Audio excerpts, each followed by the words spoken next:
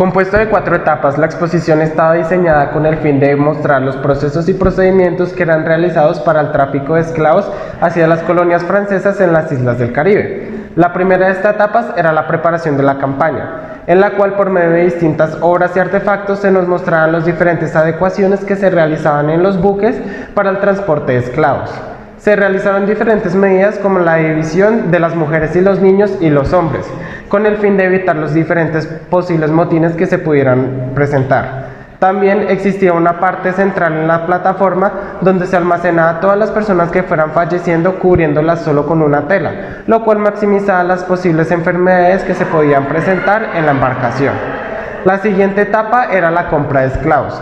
Esta se presentaba principalmente en los puertos africanos donde desembarcaban los buques y tenían un tiempo de duración más o menos de 3 a 6 meses.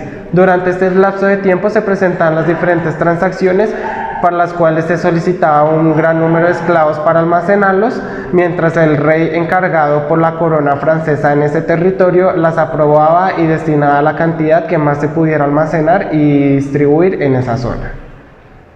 Como tercera etapa del viaje se llegaba a la travesía hacia América, donde se realizaban breves paradas de 2 meses donde se lavaban y se rasuraban a los esclavos. Adicionalmente, se realizaban acciones de limpieza del barco, mejorando también las condiciones de alimentación mientras llegaban al destino. Finalmente encontramos la etapa de venta de los esclavos, donde pasaban de su relativa libertad a obedecer órdenes de su amo. Ellos eran puestos a trabajar en producciones agrícolas o de talleres. Finalmente, se sabía si la campaña tuvo éxito gracias a sus ganancias o no. La manera en que los esclavos eran transportados y comercializados fue de muchas formas inhumano y atentó de cierto modo con la integridad física y mental de cada una de las personas capturadas. En la actualidad, aunque legalmente no deberían existir situaciones como estas, existen casos de trabajo forzado alrededor del mundo en el que las personas se endeudan a tal manera con otros que tienen que trabajar sin ninguna remuneración como lo hacía la esclavitud. Del mismo modo, el transporte de estas personas, como lo es el caso de las maquilas, a veces termina siendo bastante peligroso y genera muchas violaciones contra los derechos humanos.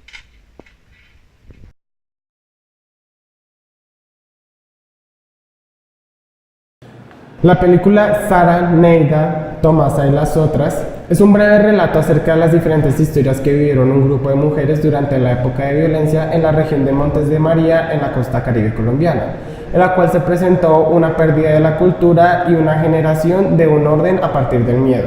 Entre las historias más destacadas encontramos la de Margarita, la cual el 29 de marzo del 2004 escuchó que tocaron su puerta. Cuando ésta atendió a ver quiénes eran, se identificaron como el Frente 37 de las FARC, los cuales solicitaron la presencia de su esposo. Ella corrió con sus hijos a una finca vecina para pasar la noche, ya que sabía que estas personas estaban robando el ganado y extorsionando gente. Sin embargo, cuando ella regresó el día siguiente, no encontró la presencia de su esposo y en la charla que se realizó después de la película, ella nos comentaba que inclusive hasta el día de hoy ella no sabe cuál es el paradero de él, si se lo llevaron para prestar servicio en la guerrilla o si él pudo desmovilizar después o si en este momento se encuentra muerto. Por otro lado tenemos a Tomasa, que para las mismas fechas las bombas interrumpían su sueño, causando que la casa de barro donde ella vivía se quebrantaba. Ella siempre tenía pensado en irse, pues el ejército pensaba que ella hacía parte de la guerrilla y de la misma manera la guerrilla pensaba que ella hacía parte del ejército. Un hecho que marcó su vida fue el ver la hija del vecino muerta al lado de su perro. Ella decidió mandar a su hija hacia Bogotá, pero decidió también quedarse para defender sus tierras. En la actualidad, ella vive una batalla contra el Estado, pues ellos le quieren quitar la tierra por la restitución de tierra. Adicionalmente tenemos a Nancy, que para el 18 de febrero del 2000 los paramilitares llegaron a su pueblo. Ella decidió refugiarse en lo alto del monte. Los que se quedaron fueron enumerados y así decían quién moría y quién vivía. Los que pudieron vivir también fueron torturados o asesinados de forma sádica. Ya que los cuerpos nunca fueron recogidos, los perros se comían estos cuerpos. Finalmente tenemos el caso de una de las últimas víctimas de la película, Neida, la cual durante la época de la violencia tuvo que abandonar su casa y desplazarse hacia una ciudad por el hecho de que ella decía que para qué se iban a quedar en un lugar donde los seguían maltratando y violando. Sin embargo, cuando terminó esta etapa de violencia en Montes de María, ella decidió volver y empezar a sembrar diferentes cultivos para fortalecer la economía del lugar y ayudar a las demás mujeres que se encontraban en la zona a volverse más fuertes y seguir hacia adelante. Durante la guerra, solo podían resistir para poder permanecer en sus tierras y poder hablar sobre la verdadera historia, debido a que el Estado se confabuló contra ellas. Pero la verdad de las cosas es que gracias a ellas el país vive, pues si se acaba el campesino llega la muerte. Al finalizar la guerra, se realizaron censos para monitorear la vida de los afectados. Se les concedió estudio, mejor calidad de vida y mejor trabajo en el campo de la agricultura. Debido a lo que se rumoreaba, ellas decidieron romper el silencio, pues de la memoria se construye la paz. A continuación vamos a presentar una serie de preguntas que se realizaron durante la charla después de la película, incluyendo la intervención de uno de nuestros compañeros de la universidad.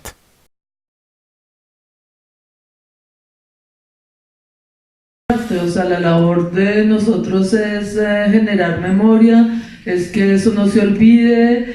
Yo pienso que hablar sobre la guerra, yo hice un documental hace un tiempo, en 2014, que se llama Amnestesia, que era trabajar sobre el dolor de las víctimas, el dolor de una guerra que perdura como la nuestra. Y que quiere uno pues visibilizar, o sea, que esos testimonios como los de ella no caigan en el olvido. Yo pienso que es una responsabilidad para la gente que escribe, que hace documentales, es una responsabilidad con este país que se desmorona. Para mí es un orgullo pues poder hacer este trabajo a pesar de las dificultades, y creo que es el sentimiento un poco de cada una. Cuando Lisette estaba grabando el documental, mi esperanza era que ella transmitiera algo que a mí, después que ya me comenzó a llegar la calma, me ha preocupado todo el tiempo. Más de una vez se lo he transmitido a María Clara como fundación, y creo que es la única entidad que ha trabajado en esa parte. Es la reconstrucción del tejido social. La destrucción que nos ocasionó la guerra entre las familias, comunidades, a eso nadie le ha prestado atención.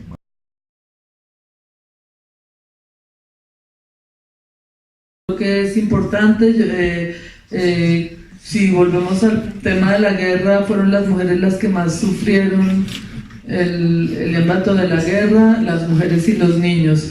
Entonces, como decía el señor que habló hace un rato, yo creo que las mujeres representan un valor de esperanza, son las que, como lo dijo Nancy en un momento en la película, y no solo en los Montes de María, sino en otras regiones de Colombia, se han unido, han formado asociaciones. Creo que en este momento las mujeres están como aquí en Colombia trabajando por crear y recrear el tejido social. Creo que en ese sentido el rol que han jugado las mujeres ha sido vital, y además ha sido tan vital que las primeras que empezaron, ¿no?, con este proceso de paz y con manifestaciones fue las mujeres, porque bueno, sí, después hubo mecanismos institucionales como el Centro de Memoria Histórica, pero ese proceso no se dio. Ese proceso en realidad, porque a veces parece que se olvida, ese proceso nació de esas asociaciones, de la gente que quería retornar, como la gente del Salado y en muchos otros sitios. Hay no sé cuántas asociaciones de mujeres que a veces entre ellas se reúnen, y eso generó un movimiento que provocó, digamos, que se hicieran ciertas cosas como lo que hizo el Centro de Memoria Histórica. ¿Ustedes qué posición tienen frente que el Estado ahorita le está dando como un puesto a esos grupos armados en el gobierno, y que ustedes, que fueron las víctimas, prácticamente el Estado las está atacando pues a ustedes con eso de las tierras y que las quieran sacar, mientras que a los grupos armados les está dando como un puesto? Pues creo que Tomás ya contestó a esa pregunta, ¿no?